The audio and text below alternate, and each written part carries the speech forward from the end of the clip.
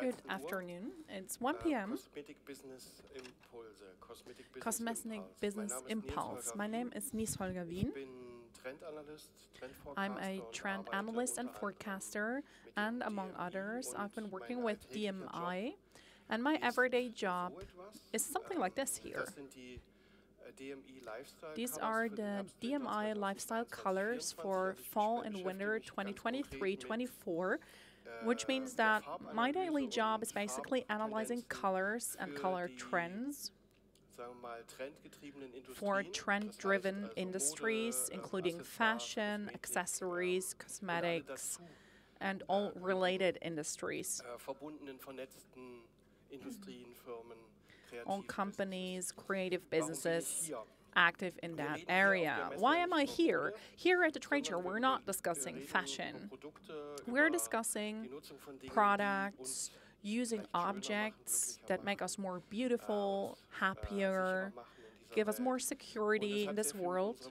And this has a lot to do with how we feel about ourselves. And everything that we do, like when I do trend research for the fashion industry, everything is driven by Zeitgeist. I cannot understand fashion, I cannot understand trends or discuss trends when I don't know what the Zeitgeist is, when I don't know what actually points to the future, what actually people are concerned with right now. Sometimes these things can be really obvious, and sometimes it's something we have to start looking for, something we just stumble across when doing our research. I'm not on my own, though. I work in teams with a lot of people, including people from INTERCOLOR, which is a transnational association of trend institutes from 17 countries. And I meet up with those experts twice a year in order to exchange experiences and to learn more about China, Korea, Thailand, Turkey, Finland, Spain, Italy, France, England, the United States, to learn more about what they think, about what they feel at this particular moment. And this has influenced my presentation today too. We're going to discuss the Zeitgeist 2023 and beyond. And you have like the Zeitgeist, like a ghost smiling at you, both smiling and having a sad face at the same time. I would like to introduce you to some big impulses. I've formed clusters here. You can see the impulses I'm going to discuss today up here on the slide. And at the end, I'm also going to tell you a story to round everything off. The modern day and age is characterized by information. We're haunted by information, basically. This is a picture I took in a street art museum in Barcelona. This is like a symptom of our times. Everyone wants to broadcast something. Everyone wants to tell a story. We hardly have time to receive and perceive all that information. Everything happens simultaneously. And this multitude of information makes us feel as if we've lost track of time, and this was the best picture representing what time does to us. This is a photo taken by James Webb Space Telescope. So we're looking ahead into a time with pictures that we can't even imagine, a time that's many billion years ago, that takes us back to the origin of our universe. That is today, and we can look back 3 or 4 billion years with those pictures. That's so hard to imagine. So this is a picture I took at an exhibition at the Art Museum in Saxony-Anhalt. This is a carpet, and you see a very classic theme, and you see Lara Croft coming in. You see movie images, models. They all stem from different eras. They have never existed at the same time. But here, Margaret Eicher designed that, brings together themes, pictures, people, like here with this Gucci campaign. Simultaneity. Space Odyssey, 2001 on the right-hand side. Dr. Dave Bowman meets a Gucci model. Oh, Bert Linden, maybe you remember that movie, which was a movie from the 1980s or 90s. And suddenly, right in between all those people in costume, you have a Gucci model. So the simultaneity actually came all together with Everything Everywhere All at Once, a movie that actually describes people being able to develop parallel realities within our lives by making our decisions. If we decide to do something, we might decide against doing something else. And this movie explores the theory that in parallel times, we can develop ourselves, we can evolve into something else. And the lead actress here can switch back and forth between the different decisions she's taken, which means she can switch between different identities and be in the different identities at the same time and integrate that into her own identity, like kung fu, like singing, etc. This is an excellent symbol of what being simultaneous actually means. So in this case, this brings about the feeling that the woman, the life itself, it's all fragmented, has many different layers. We don't know exactly. It could be the same thing. We can actually drown in that, or we can actually come out on top. We have so many different options of exploring these worlds of information. Again, this is a work by Margaret Eicher again. It's called It's a Digital World. And in her artwork, she expresses that all the elements we have available, the internet, digital archives, etc., they are infinite, basically. And if it's about arts, if it's about the Roman era, if it's about contemporary art, is it Spider-Man, is it Disney World? Everything exists at the exact same time and gets represented in that work of art. And we don't know, is it relevant when something was created? It exists at the exact same time. On the left-hand side, what we can see is an expression of how the first emoticon, the first emoji came into existence. Hans Eichinger on the right-hand side, a contemporary piece of art, helps us go back to the golden era of the painters in a way that we don't know as such anymore. So it's a multitude of pictures, of information, and sometimes this adds to insecurity, and a lot of people start thinking, well, this used to be good, this used to be great, and Rekeb Shore, you see the painting on the right-hand side, painted an interior after Steinweg the Younger, actually. And what he tries to do is represent an interior existing right now, but actually stemming from a totally different area. And this existing at the same time makes us look for spaces, look for orientation, look for something that's familiar.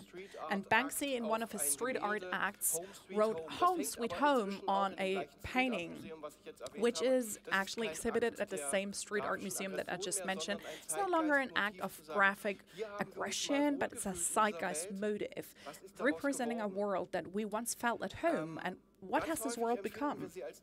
Very often we perceive it as decoration of the past. On the right-hand side, you see a porcelain manufacturer actually normally producing very fine porcelain figures that we see as very kitschy nowadays. They actually produced a porcelain sneaker addressing like the wishes of our modern generation, who'd rather put up a porcelain sneaker instead of a porcelain figure. And we also have an empire-style set of porcelain on the left-hand side. What you can see here are books from the German publishing house Gestalten, Crafted Meat, The Wild Book Game, and The Getaways, discussing themes, discussing times that once were perceived as good, that once felt good, like home-cooked food, something that people have started appreciating right now. And the hipster generation picked up a lot of that. So we're looking back in order to look ahead into the future. So these are pictures from the Metaverse collection of H&M. So what I see here is retro fashion, reminding us of the high fashion of past times. For me, that has nothing to do with meta or future. For me, it's a look back at the great world of fashion of the 1970s and 1980s. So this time back in the 1990s, this is the main topic of the No Tomorrow book that you see here in the 1990s, rave techno. It was about living in the here and now and not thinking about yesterday or tomorrow. So No Tomorrow, this is an understanding of time that tells us we live in the here and now with all the moments that we can experience at the exact same time. And we're not looking ahead, not looking into the future. And that's why what we're looking for is moments back in a time that was good, because nowadays it has become so difficult to find them. So this leads people to produce a movie called Barbie. And there are so many promotions, so many commercials about it, and trend analysts have said Barbie core is the trend of the year 2023. Please be careful. Don't believe that.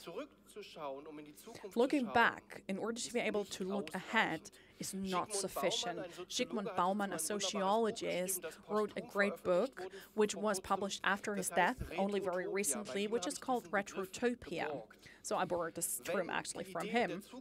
So if the idea of the future that we had in the past no longer fit our modern day and age, we start getting afraid and we long for the security of the past. But this is not our way out into the future. So be careful about retrotopia and these kinds of ideas. Try to stay on track and head into the future. And one of the aspects of the future that was not visible in the past are fluid identities, which means our self-identity, our interior, our exterior, and how we perceive ourselves and want others to perceive us.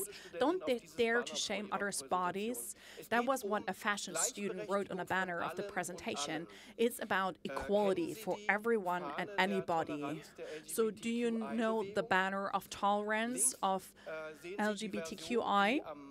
On the left-hand side, you see the Dover Street Market version, which includes everybody, all groups that actually would subsume under this flag. It's no longer just a rainbow, which proud to be a market on the right-hand side at the London Street Market, a task for everyone developing products. No, it's no longer just about that. It's about a redefinition of gender, of identity. And scientists at the Oklahoma University, at the Oklahoma Health Sciences Center, did some research on that and did some scientific medical studies on that. And they wrote, the more we learn about sex and gender, the more these attributes appear to exist on a spectrum.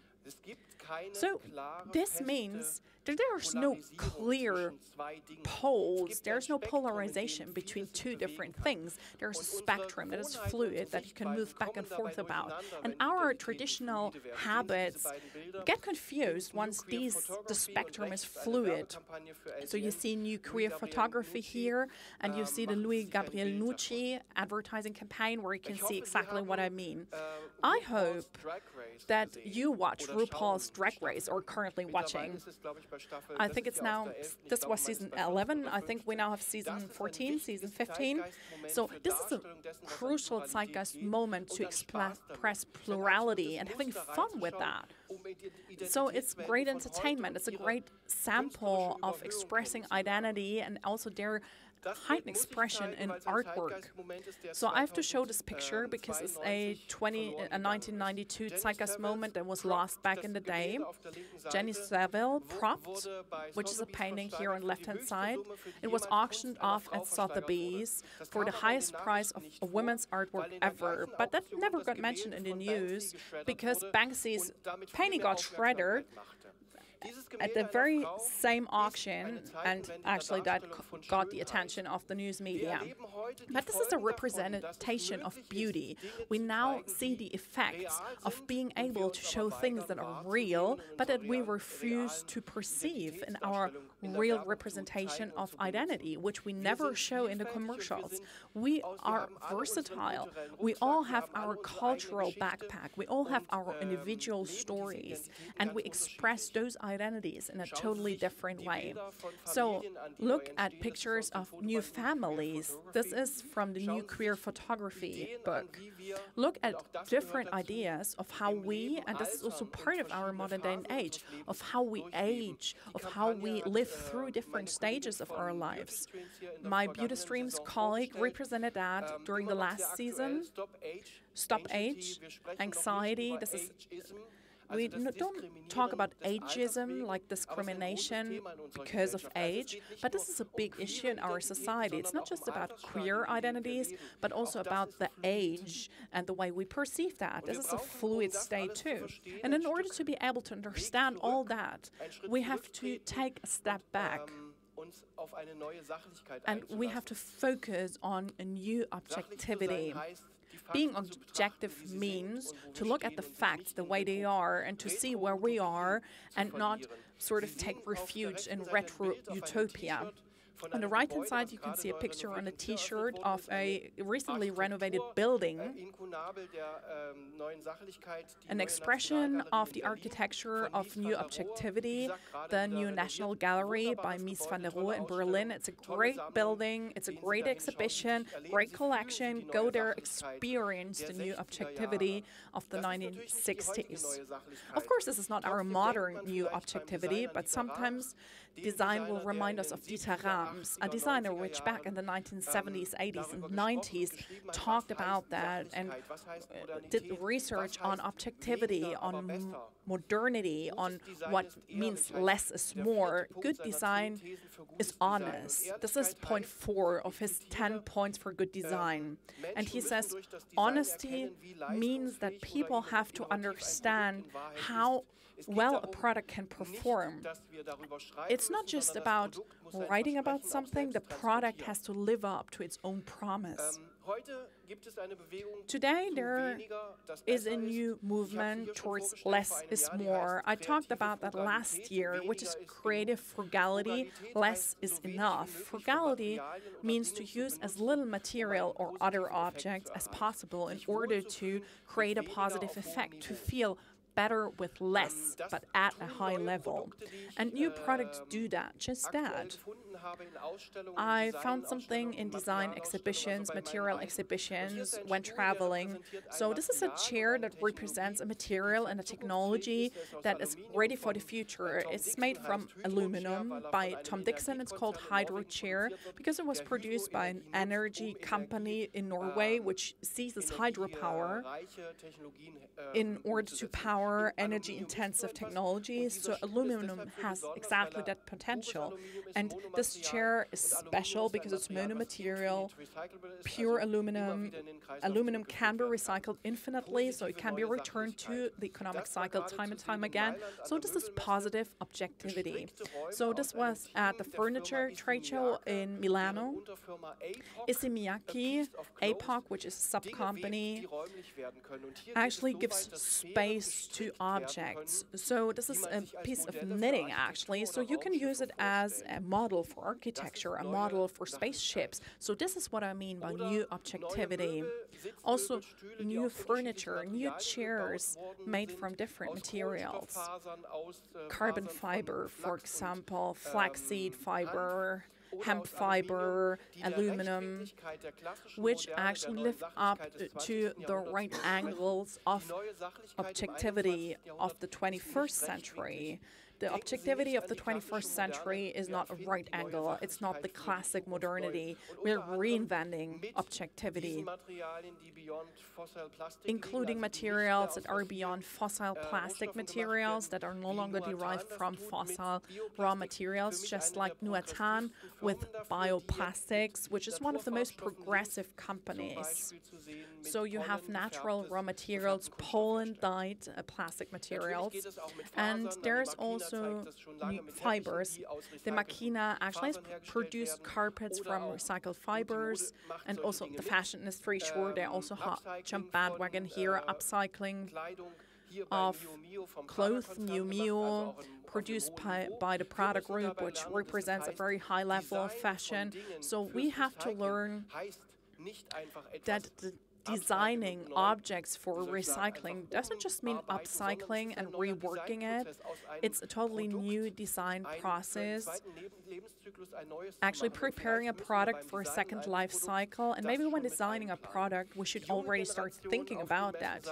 The younger generation at the trade show says, no new thing, nothing new. Please do not produce any new things. They use design as a way to protest. And this is a move towards new objectivity too. So, and if we relate new objectivity to us, it means we have to learn to understand our role as people, as a civilization, as a society on this planet. On the right, you can see a woman. Can you see that woman? She's melting into the background, into the nature. Photographed by Rita Ikonen and Caroline Hjort, two Finnish photographers who released a photo book called Ice's Biggest Plates, and they show people in nature. So they symbolize what we are. We are part of an ecosystem which spans the entire globe. We declared ourselves to be the dominant species. Scientists taught us a couple of years ago that we live in the holistic age, and so now we're living in the Anthropocene, the age dominated by man, by people. So, with that. But we have to return to being something that feels at one with the ecosphere. We mustn't understand ourselves as a dominant species, but as a species that forms part of the whole. So we have to get out of the Anthropocene as fast as possible and go back to nature. And this is called biophilic living. So you can build houses that melt into nature. So on the right, that is an animation for a future vision. On the left is a tree hotel that actually exists in Sweden.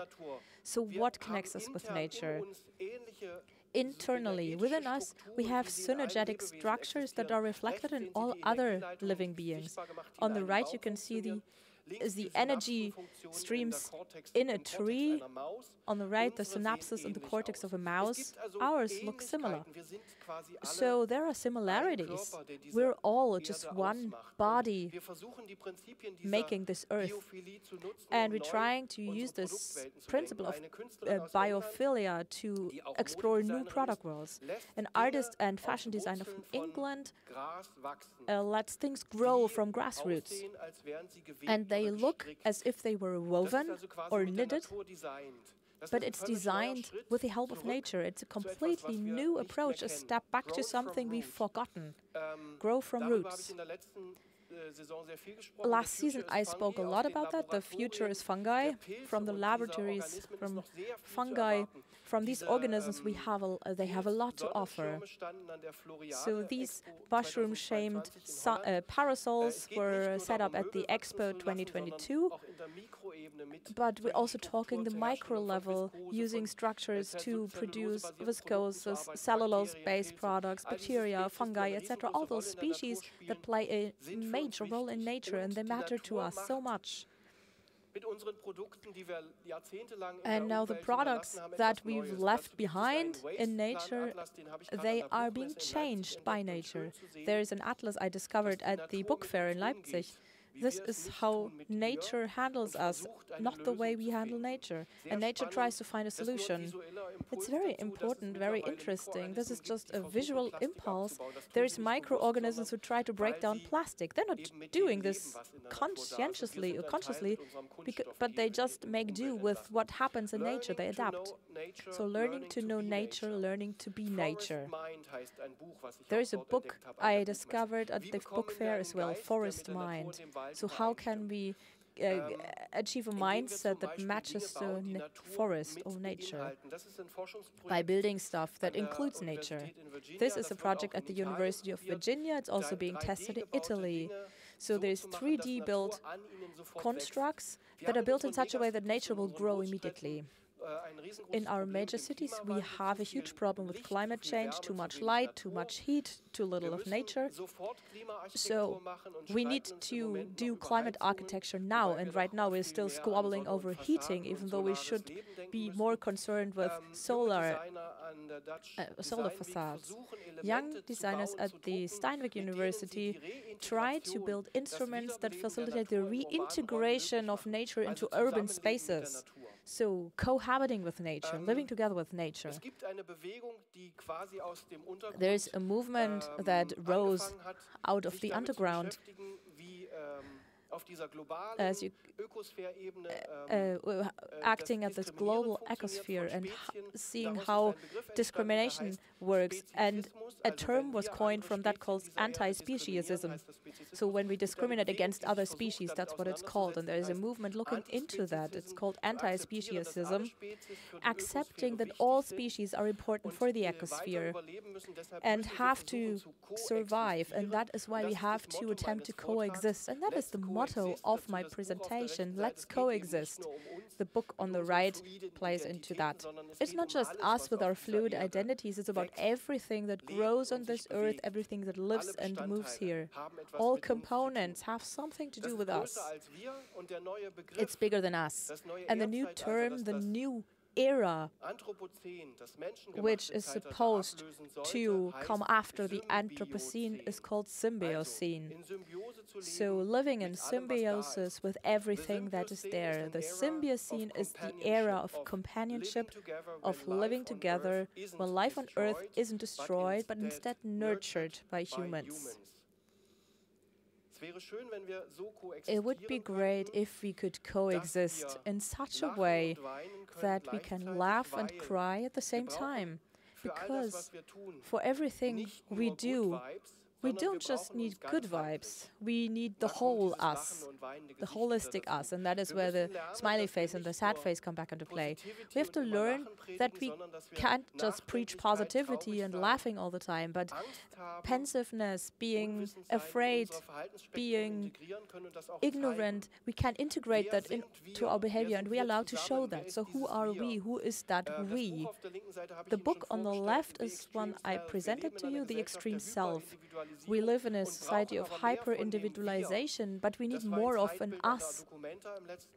This on the right was an image at Documenta last year. Who are we? There were great ideas at Documenta to practice playing together. There's a game of chess for 4 people, finding new solutions. And the journalist Dan Periovchik did this drawing on the right, total football with many goals. So moving away from bipolar thinking to multipolarity, beyond black and white. And sometimes you just have to switch perspective in order to show to us Europeans what you are. The so-called first world is so small. So, change perspective, that was something we could do at Documenta. We live with so much information.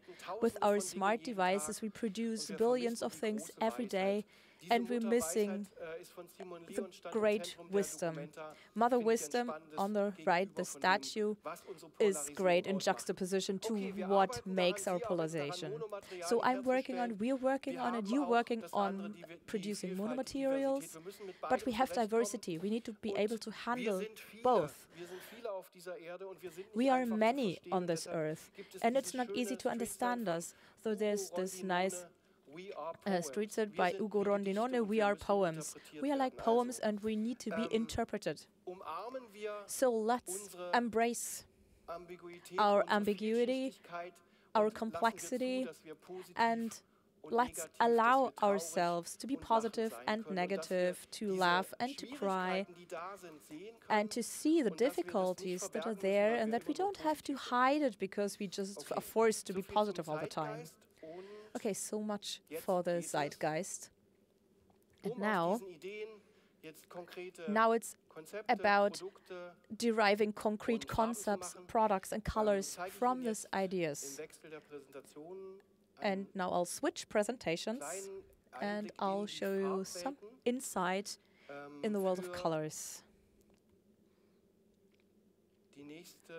For the next, for the time ahead of us. And if you want, you can apply that to 2024. Okay, this isn't working.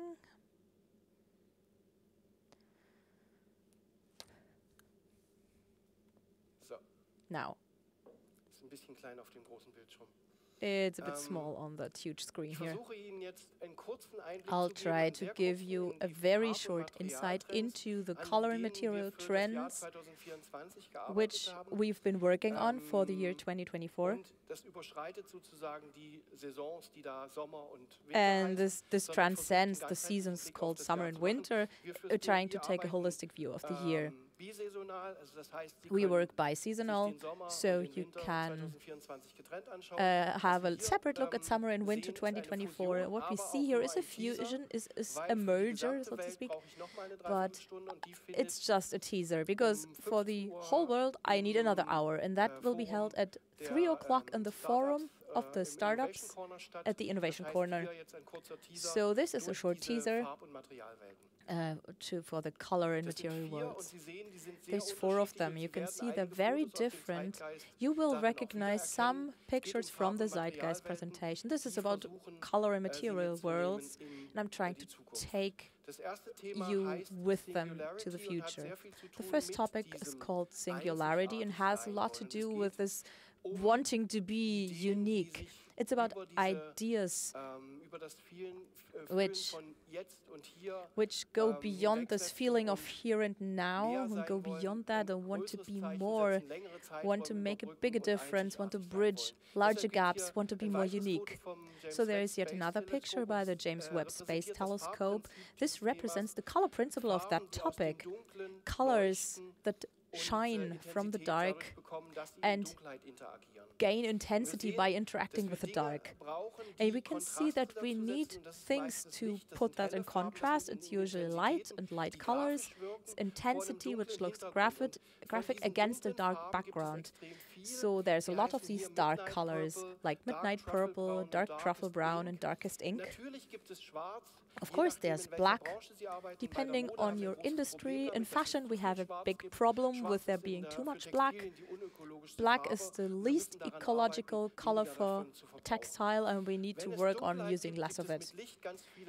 Where there is dark, there's a lot of reflexes and light with light colors. And these reflexes play a huge role because they make the colors glitter and shine from the darkness.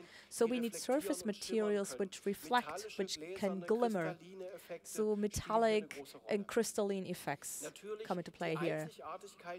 Now the uniqueness becomes alive in certain forms and shapes. And there is kind of timeless black which represents and translates certain things and makes them look abstract. And this abstraction in certain shapes, I said earlier, we need moved forms, not just everything being rectangular. And what we discover is new jewels, colors that are new jewels, colors that are not the usual, the most common, but we extract them from bluish and violet stones like amethyst and aquamarine, and whatever name you want to invent for that. We can see dark peacock, cyan light, blushed amethyst, and midnight purple. It's a polarization between turquoise and blue and violet hues. And this darkness shines with its uniqueness. And you can see a color spectrum here which builds on darkness and mixes with light and cold pastel colors and develops a shining energy. So that's singularity, which is about a complex, ambivalent, polarizing darkness which we want to use to create unexpected magnetic products. Complex of topics number 2, sympathize, being emotional, charging things emotionally, sensuality, which has to do with feminine culture, feminine design. Feminist art, like by Louis de Bourgeois, could be an example here, a role model. Crafted objects which make material things look tangible, so the structure looks frozen in time. These is materials and surfaces which bring a new wave of pastel tones, oscillating between light and medium pastel tones, which look very mineral. They're not loud, they're very material focused, and they bring with them a new calm and emotionality. So these materials need structure, texture. They're almost never smooth. They always look handmade. And they live on a polarizing spectrum integrating cool colors, like icy blue, glacier blue, light celadon gray, up to dried green lichen or abstract green tones like verdigris. And on the other hand, we have warm tones which look like layers of rock or blown glass, which come alive in warm tones like light nougat beige, matte almond brown, with highlights in ice rose, or a new shade of yellow, which is very special between yellow and green and a warm orange. Are we calling it pastel anise green? This speciality of Sympathize is in the softness and gentleness of the forms, in the structures, the textures, and it brings with it a new palette of pastel, medium pastel tones, which combine the cold and the warm, and a new brightness with this new shade of yellow. So Sympathize is about emotional intelligence and feminist design, and things that are gentle and resilient in equal parts. Symbiotic is the third design topic, and in terms of optics, haptics, and colors, it points at this symbiocene, this idea of the symbiocene. This is a work of Sina Holloway, and it reflects that.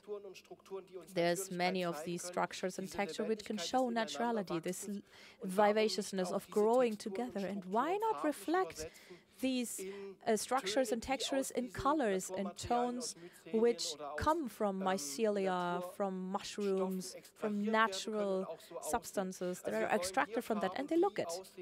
So we want colors that look as if they were taken straight from nature and using only natural pigments. Winter moss, mud, ginger brown, dark cocoa powder. There's a warm variant of these colors which seem to store the sun. So storing sun energy and color is reflected in these yellows and browns: cinnamon bark, honey mustard, golden sepia brown, mud, and ginger brown.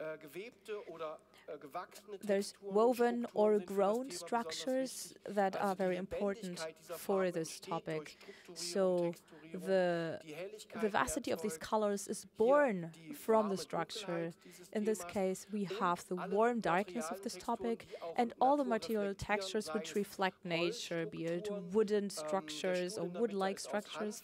The chair in the middle is actually made from hemp, or ceramics that look as if they were made from wood. So the symbiotic reimagining of nature plays a role, and these are the browns that go with it. Weaving growth patterns is one way to describe symbiotic, and you can see that in fashion we have not seen such a tonal world for a long time. Tones that seem to reflect each other, that are very close together and are not at all in contrast to each other. So this is about a new harmony, a new symbiosis. So there's primal and untamed things, raw things, entanglements and structures which represent colors and materials. And last but not least, resonance. So we come from a time where dopamine dressing plays a role, where we were looking for optimism with our colors in order to flee from the depression of the pandemic. And this loudness still resonates, but we're leaving this loudness behind, and we're looking for a melange, we're looking for a mixture, something new that has a calmer sense. And this pattern you can see consists of lots and lots of colors on a neutral background. And the longer you look, and if you look from afar and you narrow your eyes a little bit, it becomes neutral again. So a lot of a mix of many things could equal neutrality. It's about the mix of neutral colors and intensity. This is a very simple explanation, like in this work by Emanuel Seitz. A gray background and intense colors. This is putting it very simple, but that's not just it. It's about color which sets impulses in a neutral environment. This is a nice example how you can implement that in architecture. MVRDV is the architecture office in Rotterdam, which installed the rooftop walk last year, so you can walk across the rooftops and see the city from different angles. And you can see how colors help to make this visible. So we need a neutralizing base, which is not just unicolor or monocolor, but multi-layered. Light cool gray, honest white, indigo gray. We're including recycling from the start. There is no shining white, only honest white. That is why the tones always look better in a mix than on their own. And we find combinations, like in art. On the left, Sarah Morris. If you ever go to Hamburg, my recommendation, go to Deichtorhalle and look at the Sarah Morris exhibition. It's a great combination of colors. Highly recommended. It's about the right match and the right dose, the right base for solid colors, intense colors, which should be as round and thick as possible. That's how intense it should be. This red is called red carnation. And with resonance, we're talking about a rhythm of quiet and loud. Indigo gray, light cool gray, and honest white connect with the intense and pastel colors, which are called red carnation, signal yellow, papaya cream popsicles, digital cyan blue, and the lightness of candy floss pink and lavender ice cream. Now, the resonance, loud and quiet, this is about a certain sensitivity when handling neutrality and colors, the individualization, taking it one step further, not being as loud, just find a new kind of polarization. So, between singularity, sympathized, symbiotic, and resonance, you will see new color material worlds which will go beyond 2023 and 24 and have long-lasting effect and open up a perspective that is about coexistence and the symbiotic thinking for the Symbiocene. Thank you very much. These are the impulses for 2024, Zeitgeist, and the first few ideas for colors and material concepts. Thank you very much for your attention. And if you want to know more, drop in on the Instagram account of the German Fashion Institute or on the internet. You can also see our products and myself there. Thank you very much. If you have any questions, just come and speak to me.